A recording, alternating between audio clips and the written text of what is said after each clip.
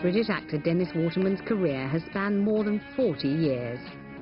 Although best loved for his roles in TV series The Sweeney and Minder, he's also an accomplished musical and stage actor who has starred in feature films.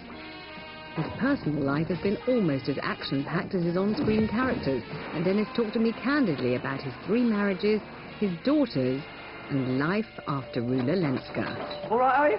Good, because I'm all right. It's the others. Look, I'll tell you all about my problems, then we can all go round to your place, and you can tell me all about yours. But it all began for Dennis in 1948, when he was born, the youngest of 9, to a couple who couldn't stand the sight of each other. My lasting memory of my parents was rowing. You know, that's all they happened to do. And then obviously they went to bed now and again. That was extraordinary. And especially me, I was like 6 years after the last one. So that was a big surprise for everybody. But spoiled, weren't you, by all the sisters? Well, spoiled, yes, in as far as there were so many people. Oh, yeah, I was spoiled to death, yeah, I was spoiled. So we've got this atmosphere. There are 9 kids running around, their parents rowing frantically. But in addition to all of that, there's a sort of theatricality about the place. Sisters who dance and kind of... Yeah, all of that. It came from my oldest sister, Joy, who ran her own amateur dramatic society, dragged us all in. But then they all went to... There was this thing in Clapham called Faye's Follies, which they all sang and danced in. So I don't know which side... And my mother played piano a bit and, you know, it was on East End knees-up job. And... but I don't really know where it all came from. In 1959, while other children his age were still watching Andy Pandy and the Wooden Tops, Dennis was embarking on a professional acting career. Back before 6, remember? I'll be home at 5:30. We're going to take you now to 1959, where you start at the Corona Academy. Is it because you wanted to be an actor or because your family fancied it? I'd failed my 11 plus, so I couldn't go to the same grammar school. I don't know how I failed it, because I wasn't stupid or anything, but I just obviously didn't think it was that important. And then, at the same time, another one of my sisters met some people whose kids went to Corona, and she suggested that why don't I have a go at that? So I thought, oh, that sounds interesting. And so I went along, and it was smashing. I really had a great time. And within minutes, you were working professionally? But actually, before I went there, in the summer holidays before I went, because they're your agent as well, so they send you to all these auditions, and I got this part in a film called Night Train to Inverness. Can I have anything I like, Daddy? Well, the whole menu if you want. Trains always make me hungry. Grapefruit. With lots of sugar. Yeah, all the sugar you want. And I played this little diabetic boy who was kidnapped by his father, who didn't know he was diabetic because he'd been in prison. And so this whole trip to Inverness was me going...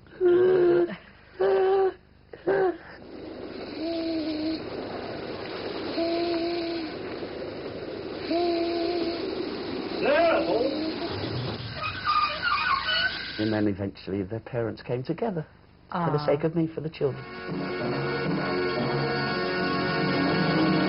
You write about coming home late at night after work at the age of 11 and whatever, and being actually pretty terrified by the whole thing. Well, yeah, that was the Music Man.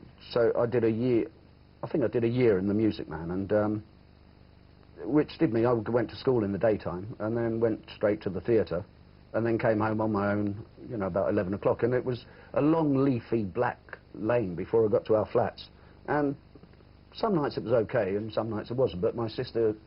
the next one up, Myrna, she said it was amazing because she knew how frightened I was because it was how loud I whistled. But does any part of you, I mean, you're a father of two daughters, does any part of you think, what the heck were my parents thinking of letting me come back that late at night? I was only a kid. It didn't occur to me then. I wasn't sort of... but in retrospect, I suppose, they weren't interested in any of it anyway. You know, they were quite pleased to come to the theatre and were hoping that I'd do well. My sisters were much more protective and worried, but... well, not worried. I mean, it's just what you do at that age, or what I did. What do you mean by being jabbed? I couldn't help it, Hugh. Honestly, someone did it to me. Are you the wettest man in Chantry? Yes, cousin. Don't look here. Don't look at me. Take her eyes off the floor. Why are you looking at the ceiling? He's mad. Are you mad, Wittering? Yes, please, Trim. There's no need to torment him. We must have discipline, sir. It was very funny. You'd hear a load of sort of 12-year-olds on a bus. They go, "Are you working?" "No, I'm doing an audition for this and that," and talking like... I mean, the problem with us was we became 30-year-olds before we were 12. You know, "Oh, I've got a wonderful part in this thing," and I'm like, "You should be talking about football and stuff," which I was, of course. But No, it was a very funny life looking back on it, but at the time, it just all swept over me and I had a great time. Yeah, well, you had an amazing time because quite soon after that you went off to Hollywood. I did. I went to Hollywood and I did the first hour-long comedy series ever made. I think they stopped them after that. It was about an English family and an American family, and they swapped daughters for a year. And the girl who played my sister was Judy Kahn, yeah, who became famous in The Laughing and stuff, and she was quite an active young girl. And one of her blokes was, who I think she married for a little while, was Burt Reynolds, who was then in Gunsmoke. So he used to invite me, and we used to go there and play cowboys. I mean, it was a 14-year-old from Clapham, and like riding proper cowboy horses and being taught how to do all this stuff. It was wonderful.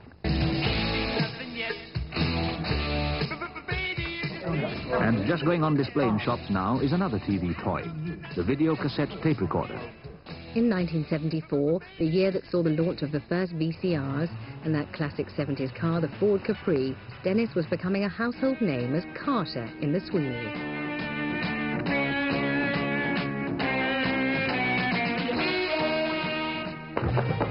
Get me out. You can shift for an economy size, can't you? Leave me alone, Mr. Carter. I don't know nothing. All right, you're under arrest. You told me enough to tie you in for conspiracy. You can't do that to me. Do you want to bet? Was it obvious at the time that the Sweeney was one of the sort of all-time great classics, that you were in something that was really good and that you could enjoy being in? Oh, yeah. I mean, we knew we were doing something really quite special and very different for British television. There was no worry then, which I think was a help. There was no great panic about whether it was going to be a success, you know, in the ratings and all that. That's a relatively new thing, that they're all really battling for the ratings. But we just knew we had very good scripts, we had great directors, and we thought we weren't that shabby. And John and I were, you know, great mates, and it was, I mean, it sounds horrible, it was just a joy to go to work every day.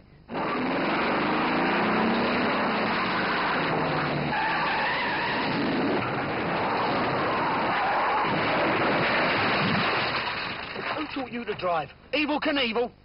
Your career, as we know, started when you were 11. Was this the first time at which you felt the real kind of taste of fame? No, I'd had it a little bit earlier.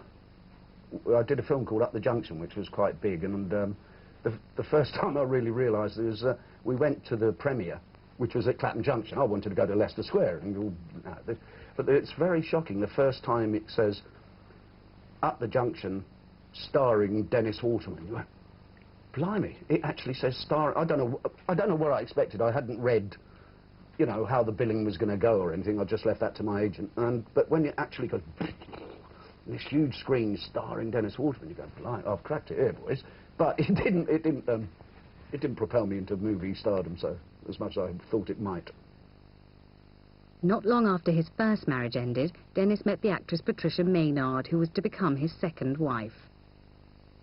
So you're with Pat Maynard, who sounds to me like a fantastic character and a great person from the book. Absolutely, she's a wonderful lady, yeah. And we're still very close. And with her you have two incredible daughters. Hannah and Julia, who I hate to think what she's going to become, because like she's been directing films, she's writing all the music for the shows. She's at university at the moment in Liverpool, so she finishes next March, I think. And then there's Hannah, currently in EastEnders, doing a sterling job. Very, very good. Hang on for 1 second and just listen to what I've got to say. I need your help. Too late. Look, I am serious. I'm in trouble. Big trouble. The housing association bill's gone down. When are you going to realise? I don't care about your silly little deals. I don't care about you. All I care about is those kids, and you're making this a lot harder than it needs to be. Get